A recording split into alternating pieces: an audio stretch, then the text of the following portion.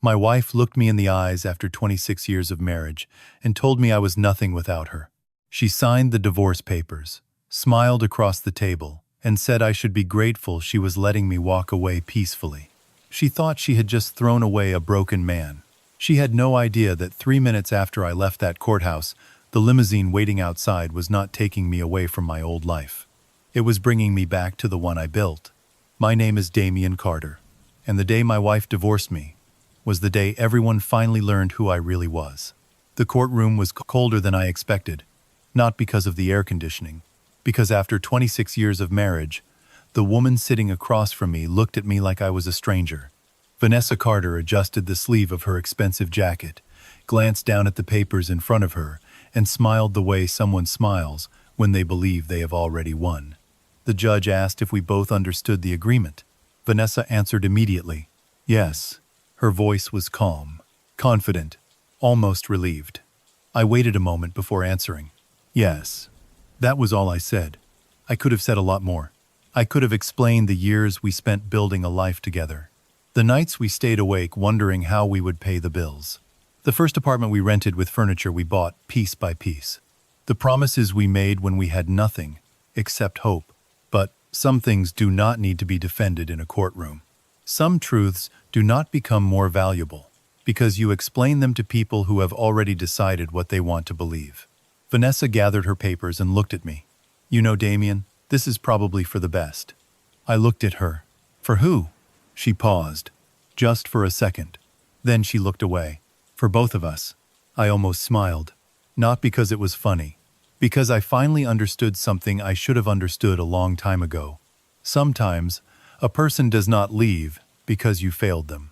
Sometimes they leave because they can no longer see your value. Vanessa stood up. I hope you find what you are looking for. That sentence stayed with me, because she said it like I was the one who had lost something, like I was the man walking away empty-handed. She believed the story she had created. She believed I was a quiet man who had stopped growing, a man who had become comfortable, a man who was no longer ambitious enough for the world she wanted. She did not know that while she was measuring my success by what I showed people, I was measuring mine by what I had built when nobody was watching. I picked up my coat.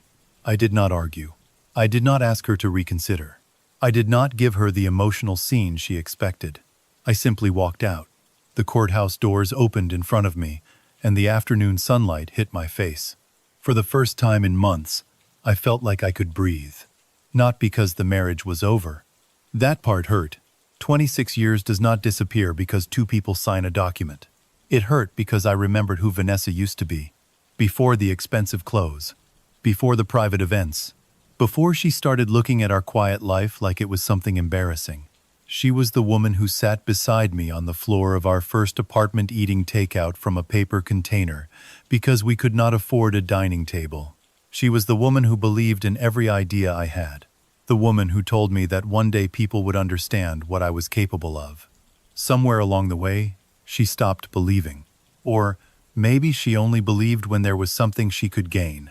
I walked down the courthouse steps carrying one small bag. That was all I had with me.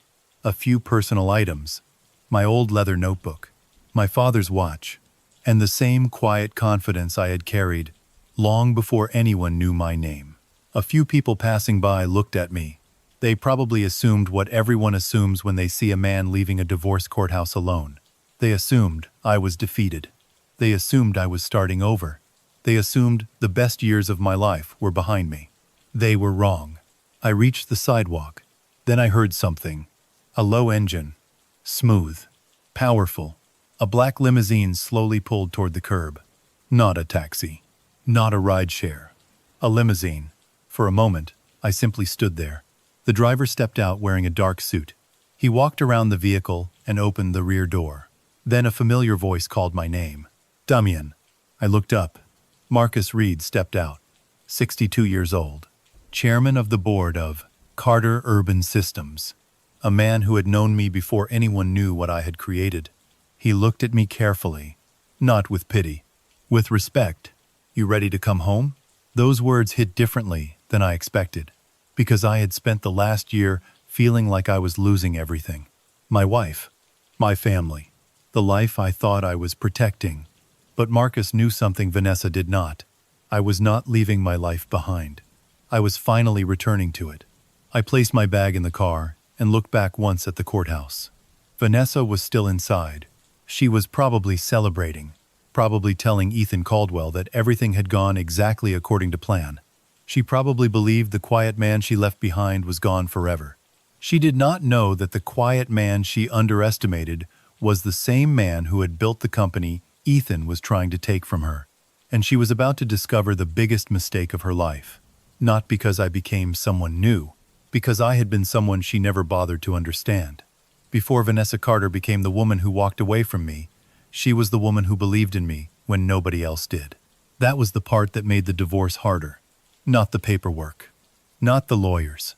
Not even watching her sign her name like she was closing a business deal instead of ending a marriage. The hardest part was remembering the person she used to be. We met when we were young enough to believe love could solve anything. I was 29 years old. Vanessa was 25.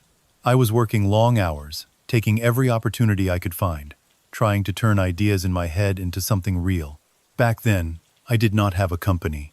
I did not have investors. I did not have people calling my office asking for meetings. I had a small apartment, a second-hand laptop, and a notebook full of designs that most people would have called unrealistic. Vanessa was different. She looked at those drawings on my kitchen table and saw something nobody else saw. She said, "You are not dreaming, Damian. You are building." I never forgot those words, because she was right. I had always been a builder. Even as a child, I was the person who wanted to understand how things worked. My father used to say there were two kinds of people in this world: people who complain about broken things, and people who quietly figure out how to fix them. He was the second kind. So was I. When I started Carter Urban Systems, Vanessa was there.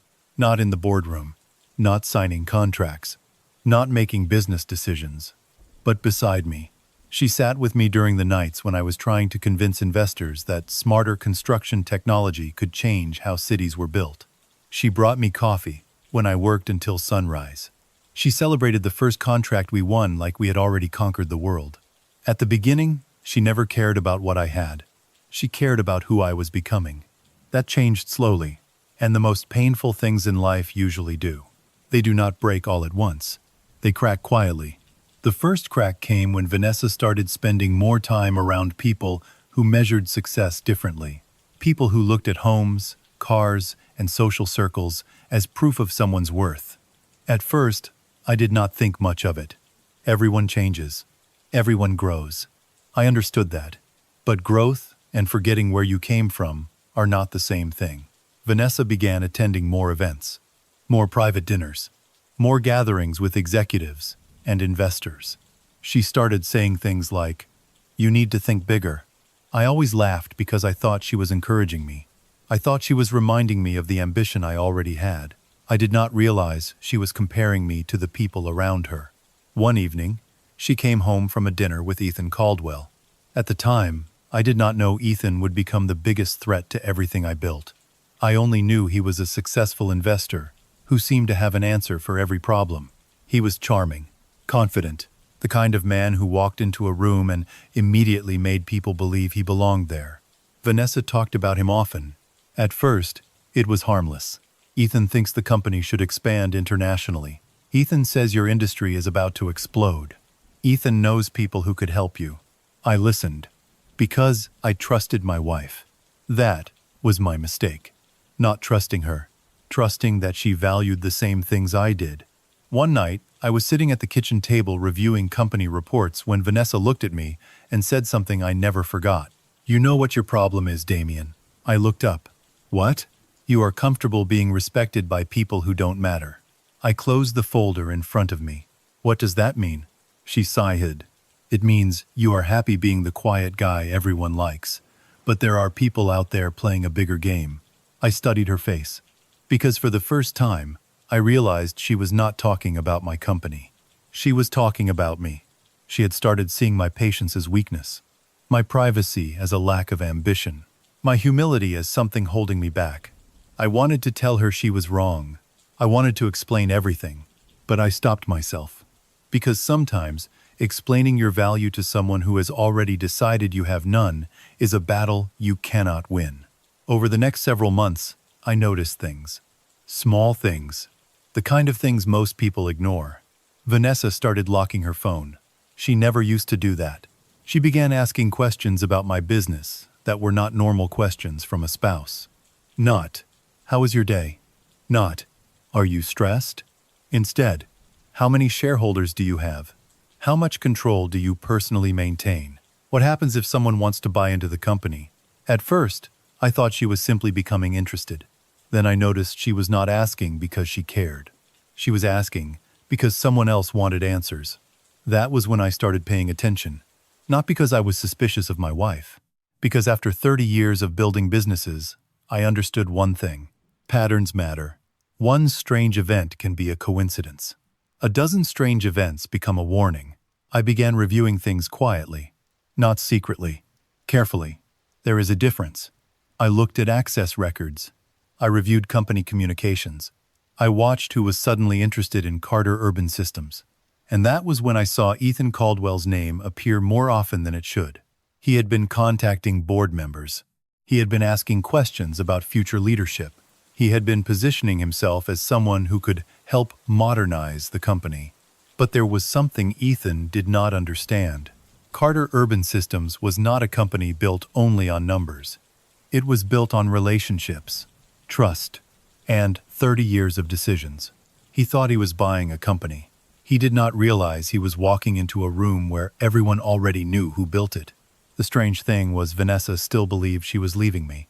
She believed she was choosing a better future. She believed Ethan was opening a door.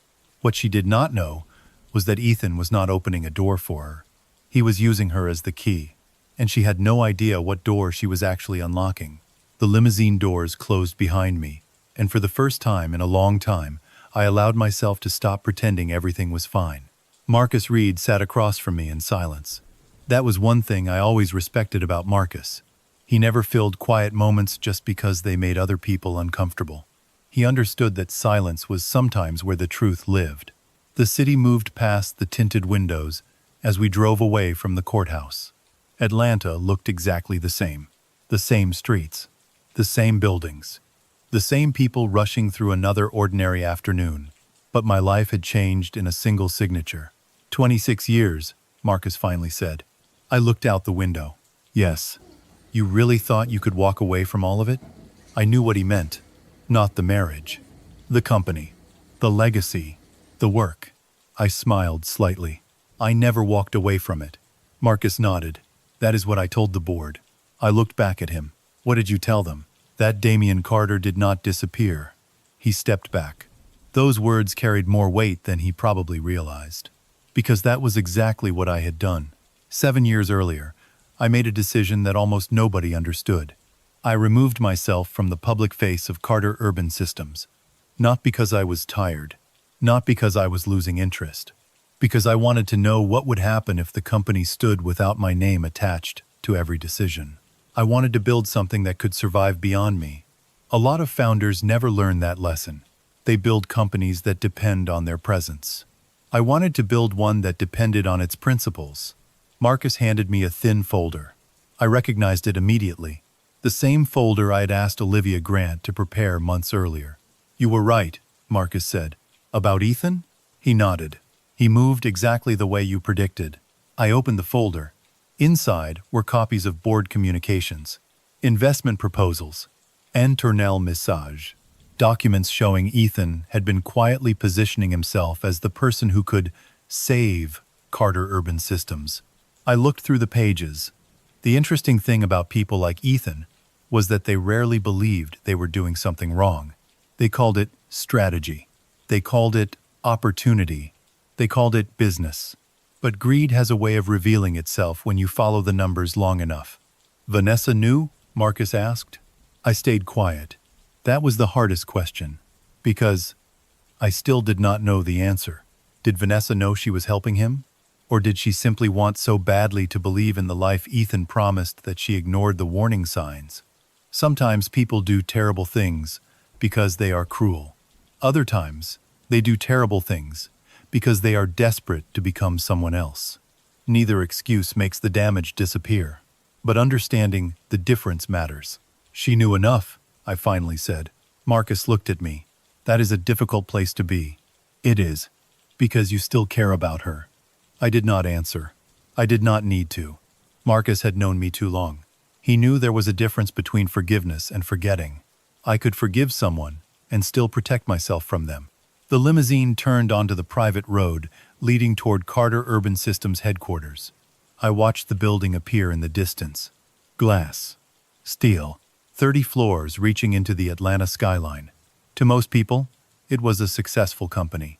To me, it was every early morning. Every rejection. Every moment someone told me my ideas were too ambitious. It was the memory of my father sitting across from me when I was young and saying, "Never build something just to prove you can.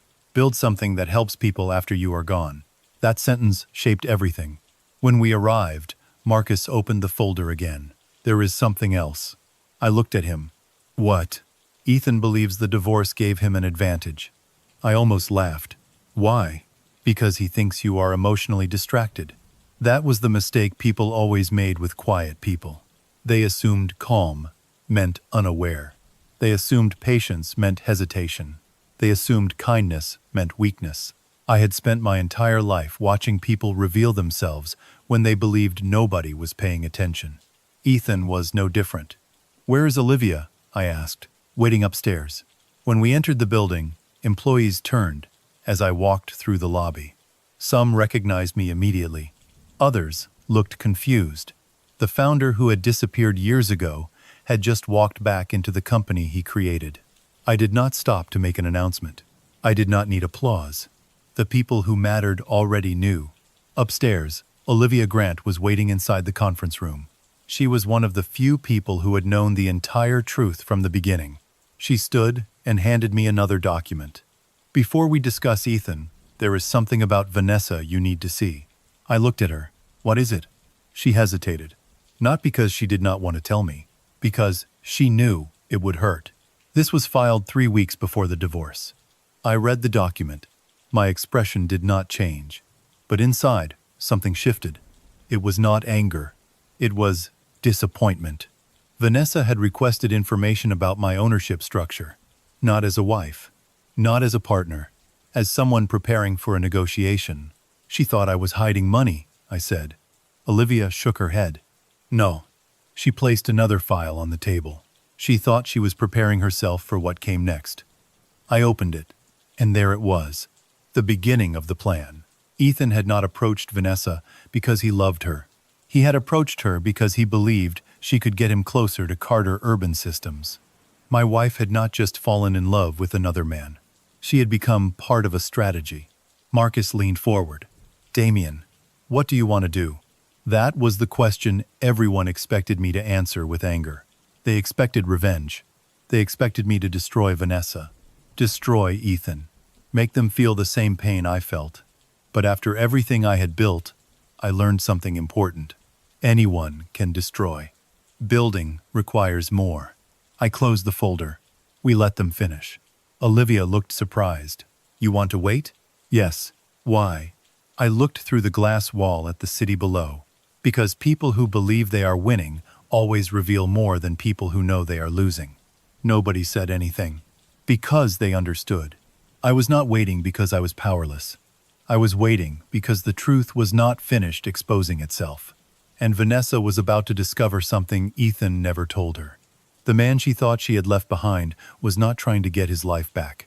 He was deciding what kind of future he wanted to build next. The meeting started at 9 in the morning. Ethan Caldwell walked into the boardroom, believing he was about to take control of the future. That was the thing about people who spend their lives manipulating situations. Eventually, they start believing they are the only ones who understand the game. Ethan entered wearing a perfectly tailored suit, carrying the same confidence he always carried. He looked around the room. The board members, the executives, the advisors. He saw opportunity. He saw a company ready for a new direction. What he did not see was the man sitting at the end of the table. May. For a moment, Ethan stopped walking. It was brief. Most people would have missed it. But I did not. After decades of studying people, you learn something. Confidence disappears before fear arrives. There is always a moment when someone realizes the story they created in their own mind is not the story happening in reality. For Ethan, that moment came when he saw me. Damian. He said my name carefully, not like a greeting, like a question. I nodded. Ethan. The room became quiet. He looked toward Marcus, then Olivia, then back at me. I thought you were taking time away. I was. He smiled slightly. Well, I guess we all have decisions to make. I looked at him. No, only one of us does. That was the first time I saw uncertainty in his face. Not fear. Not yet. Just the uncomfortable realization that he was no longer controlling the conversation. Olivia placed a folder on the table. Before we begin, there are several concerns regarding recent acquisition attempts and undisclosed relationships involving outside investors. Ethan leaned back. I assume you are referring to rumors. No, Olivia said. We are referring to records. She opened the folder. One by one, she placed documents in front of him. Communication records, investment proposals, meeting schedules, financial discussions. Every conversation Ethan thought was private. Every move he believed happened in the shadows. All of it was there. His expression changed slowly.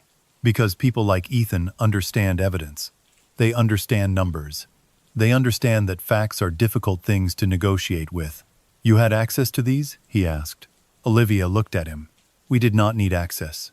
You provided them. That sentence landed harder than anything else could have. Because Ethan had not been caught by some brilliant trick. He had been caught because he believed he was smarter than everyone else. Marcus leaned forward. Ethan, you approached multiple board members while representing yourself as an outside advisor. You failed to disclose your personal relationship with Vanessa Carter. Ethan looked irritated, not ashamed. That told me everything. A person who makes a mistake feels regret. A person who gets exposed feels anger. Ethan looked at me. This is because of her, isn't it? I knew immediately who he meant. Vanessa. I slowly shook my head. No. He looked confused. You think I did this because of Vanessa? No, Ethan. I paused. You did this because you thought everyone around you was easier to manipulate than they actually were. The room stayed silent. For the first time, Ethan had no response. Then the doors opened, and Vanessa walked in. She was not the same woman who signed those divorce papers. Not because her clothes had changed, because her confidence had. She looked around the room. She saw Ethan. Then she saw me, and I watched the realization happen. It was painful to see, because in that moment, she finally understood. The man she had spent months describing as ordinary was sitting at the head of the table. The company she thought needed saving was the company he created. The quiet life she thought represented failure was the result of a man who had already achieved everything he was trying to prove. Damian. Her voice was softer than I had heard in years. I looked at her. Vanessa. She looked at Marcus. Then, Olivia. What is happening? Nobody answered immediately. Because sometimes the truth is more powerful when people discover it themselves. She looked at the documents. Then at Ethan. You told me. Ethan interrupted. Vanessa, don't do this. She turned toward him. What did you tell me? For the first time, Ethan looked uncomfortable. That was when she understood. Not everything, but enough. You said Damian was losing control. Nobody spoke. You said the company was vulnerable. Still, nobody spoke. You said I was helping you build a future. Her voice cracked. Ethan looked away. That was her answer. I watched Vanessa sit down slowly. Not because she was physically weak, because the reality she had built her choices around had collapsed. Why? She whispered. I knew she was asking Ethan, but she was also asking herself. Why did she believe him? Why did she ignore years of history with me? Why did she think the man who built everything had nothing? I could have used that moment. I could have reminded her of every insult. Every time she made me feel small. Every time she looked embarrassed introducing me. But I did not. Because winning is not the same thing as humiliating someone. And I had no interest in becoming the kind of person who hurt me. I never wanted you to see me as powerful, Vanessa. She looked at me. I wanted you to see me as your husband. Her eyes lowered. That was the sentence that hurt more than any accusation. Because it was true. The money was never the loss. The company was never the loss. The hardest thing was realizing someone you loved stopped seeing you before they stopped loving you. Olivia closed the folder. The legal process will continue. Ethan stood. This is not over. Marcus looked at him. It ended before you knew it began. Ethan walked out. For once, he did not look like a man who controlled the room. He looked like someone who finally understood he had never controlled it at all. Vanessa stayed behind. For several seconds, neither of us spoke. Finally, she said, "Was any of it real?" I knew what she meant. The company, the money, the success. I answered honestly, "All of it." She looked at me. "That is not what I meant." I understood. She was asking if the man she married was real. I looked at the woman I once planned to grow old with. "Yes, Vanessa, he was." A tear moved down her face. Not because she lost wealth, because she finally understood she had lost something much harder to replace. Trust. And trust is the one thing money has never been able to buy back. 6 months after the board meeting, people stopped asking me why I disappeared. They started asking me what I was building next. That difference mattered. Because for a long time, I thought losing something meant you had failed. A marriage ending. A chapter closing. A person walking away. But life teaches you something if you pay attention. Sometimes losing what you were holding on to is the only way you discover what you were meant to carry forward. Carter Urban Systems continued growing. Ethan Caldwell faced the consequences of his choices. The investigation moved forward, and eventually the truth became impossible for anyone to ignore. He had built his entire strategy around the belief that people were only valuable because of what they could provide him. He forgot one important thing. People remember how you make them feel. And people who build relationships based only on opportunity eventually run out of opportunities. As for Vanessa, I never hated her. That surprised some people. They expected anger. They expected me to celebrate her downfall. They expected me to say that she deserved everything that happened. But after 26 years together, after all the memories, after all the things we built and lost, I could not reduce her to one mistake. She made choices. Those choices had consequences. Both things could be true. A person can hurt you and still have once meant something to you. A person can lose their way without becoming someone you have to destroy. The last conversation Vanessa and I had happened quietly. No lawyers, no cameras, no audience. Just two people sitting across from each other who finally stopped pretending. "I spent so much time thinking I needed more," she said. "I listened. I thought everyone else was moving forward and I was standing still." I looked at her. "And now?" She looked down. Now I realized I was standing next to someone who had already built the thing I was chasing. I did not say anything. Because sometimes people need to sit with their own realizations. Not every lesson needs another person's explanation.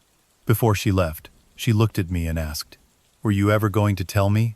That question stayed with me. Because there was no perfect answer. "Yes," I said. "When?" I looked out the window. When I knew the person beside me loved Damian Carter. She understood. Not immediately, but eventually, because the truth was never that I wanted to hide my success. I wanted to protect something more valuable. The ability to know who people were when they thought I had nothing to offer. A year after the divorce, I stood in front of a group of young entrepreneurs at the opening of the Carter Legacy Initiative. The building was not the largest one I had ever created. It was not the most expensive. It was not the one investors talked about, but it might have been the one I was most proud of. Because inside those walls were young people who reminded me of myself. People with ideas. People with ambition. People who had talent but needed someone to believe in them. I looked across the room. A young man named Jordan stood in the front row. He was 23 years old. Smart. Hardworking.